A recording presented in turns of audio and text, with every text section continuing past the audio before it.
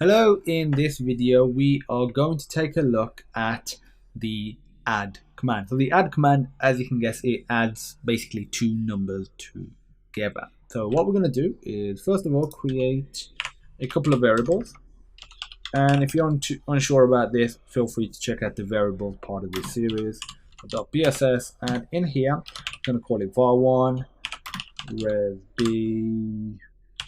and I'm going to assign it 4, that'll be the size of it, but again feel free to check out the variable part of the series for more information. So next, in the start, what we are going to do is we're going to move some numbers into the EBP register and another number into the ESP register. That's not being used for anything currently, so hence we're going to use those registers. Then we are going to use move the contents of these registers into variables var1 and var2. So var1 will have the value from EBP, which is 1, and then we're going to move ESP into var2. So var2 ESP, and now what we are going to do is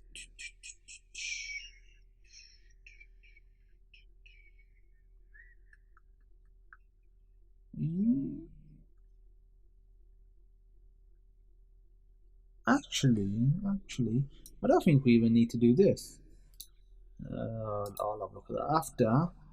This isn't needed. I'll come to you for now.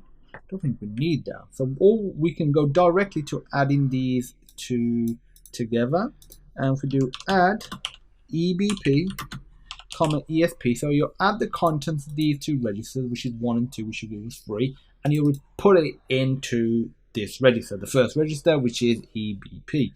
And instead of doing hello len, so if I run that, we get an error, 8 and 9 apparently.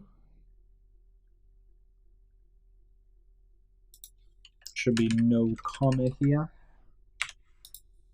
Boom. Okay, that still works with the length of it calculated, but instead, if we just put EBP, we get the 3 first characters, and that's because we've done 1, add 2 right here. And that's how that's how you do addition. That's literally it.